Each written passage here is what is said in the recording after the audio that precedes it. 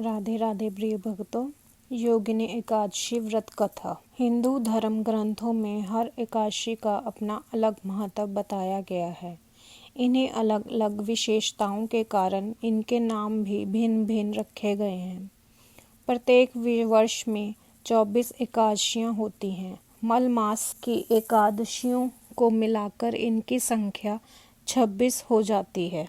इन्हीं एकादशियों में एक एकादशी आषाढ़ मास के कृष्ण पक्ष की एकादशी जिसने योगिनी एकादशी कहते हैं। योगिनी एकादशी का उपवास रखने से समस्त पापों का नाश होता है तथा इस लोक में भोग और परलोक मुक्ति भी मिलती है। योगिनी एकादशी व्रत कथा। महाभारत काल की बात है कि एक बार धर्मराज युधिष्ठिर ने भगवान श्री कृष्ण से कहा, हे त्रिलोकीनाथ, मैंने ज्येष्ठ माह के शुक्ल पक्ष की निर्जला एकादशी की कथा सुनी। अब आप कृपा करके आषाढ़ माह के कृष्ण पक्ष की एकादशी की कथा सुनाइए। इस एकादशी का नाम तथा महत्व क्या है, सो अब मुझे विस्तार पूर्वक बताएं। श्री कृष्ण ने कहा, हे पांडुपुत्र, आषाढ़ माह के कृष्ण पक्ष की एकादशी का नाम योगिनी एकादशी है। इसके व्रत से सभी पाप नष्ट हो जाते हैं। इस व्रत से लोक में भोग तथा परलोक में मुक्ति देने वाला है। हे धर्मराज, यह एकादशी तीनों लोकों में प्रसिद्ध है। इसके व्रत से सभी पाप नष्ट हो जाते हैं। तुम्हें मैं पुराण में कही हुई कथा सुनाता हूँ, ध्यान पूर्वक श्रवण करो। कुबेर नाम का एक राजा अलकापुरी नाम की नगरी में राज्य करता था। वह शिव भक्त था। उनका हेममाली नामक एक यक्ष सेवक था जो पूजा के लिए फूल लाया करता था। हेममाली की विशालाक्षी नाम की अति सुंदर स्त्री थी। एक दिन वह मानसरोवर से पुष्प लेकर आया, किंतु कामासक्त होने के कारण पुष्पों को रखकर अपनी स्त्री के साथ रमण करने लगा। इस भोग विलास में दोपहर हो गई। हेमा माली की राह देखते देखते जब राजा कुबेर को दोपहर हो गई तो उसने क्रोधपूर्वक अपने सेवकों को आज्ञा दी कि तुम लोग जाकर पता लगाओ कि हेमा माली अभी तक पुष्प लेकर क्यों नहीं आया।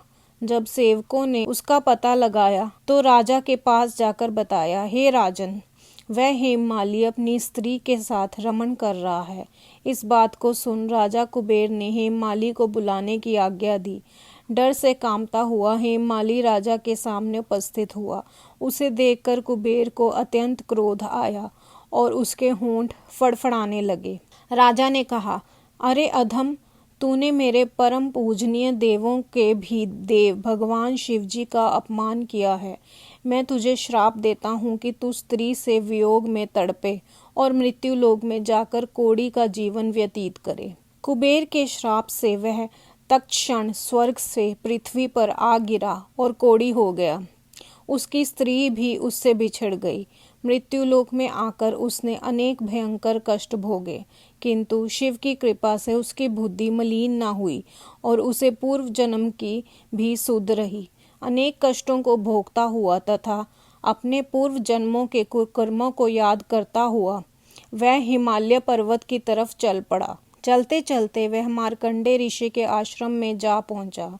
वह ऋषि अत्यंत वृद्ध तपस्वी थे। वह दूसरे ब्रह्मा की तरह प्रतीत हो रहे थे और उनका वह आश्रम ब्रह्मा की सभा के समान शोभा दे रहा था। ऋषि को देखकर हेममाली वहां गया और उन्हें प्रणाम करके उनके चरणों में गिर पड़ा। हेममाली को देखकर मार्कंडे ऋषि ने कहा, तूने कौन से निकृष्ट कर्म किए हैं जिससे तू कोढ़ी हुआ और भयानक कष्ट भोग रहा है। महर्षि की बात सुनकर हेममाली बोला, हे मुनि श्रेष्ठ, मैं राजा कुबेर का अनुचर था। मेरा नाम हेममाली है। मैंने प्रतिदिन मानसरोवर से फूल लाकर शिव पूजा के समय कुबेर को दिया करता था। एक दिन पत्नी सहवास के सुख में फंस जाने के कारण मुझे समय का ज्ञान ही नहीं रहा और दोपहर तक पुष्प ना पहुंचा सका। तब उन्होंने मुझे श्राप दिया कि तू अपनी स्त्री का वियोग और मृत्यु लोक में जाकर कोढ़ी बनकर दुख भोग। इस कारण मैं कोढ़ी हो गया हूँ तथा पृथ्वी पर आकर भयंकर कष्ट भोग रहा हूँ। अतः कृपा करके आप कोई ऐसा उपाय बतलाएं जिससे मेरी मुक्ति हो। मार्कंडेय ऋषि ने कहा, हे हेममाली, तूने मेरे सन्मुख सत्य वचन कहे हैं, इसलिए मैं तेरे उद्धार के लिए एक व्रत बताता हूँ।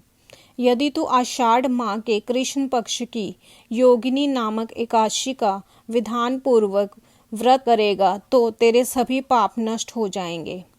महर्षि के वचन सुन हेममाली अति प्रसन्न हुआ और उनके वचनों के अनुसार योगिनी एकादशी का विधान पूर्वक व्रत करने लगा। इस व्रत के प्रभाव से अपने पुराने स्वरूप में आ गया और अपनी स्त्री के साथ सुखपूर्वक रहने लगा। भगवान श्री कृष्ण ने कहा, हे राजन, इस योगिनी एकादशी की कथा का फल 88,000 ब्राह्मणों को भोजन कराने के बराबर है। इसके व्रत से सभी पाप नष्ट हो जाते हैं और अंत में मोक्ष प्राप्ति करके प्राणी स्वर्ग का अधिकारी बनता है। हरे कृष्ण। जय जय श्री राधे।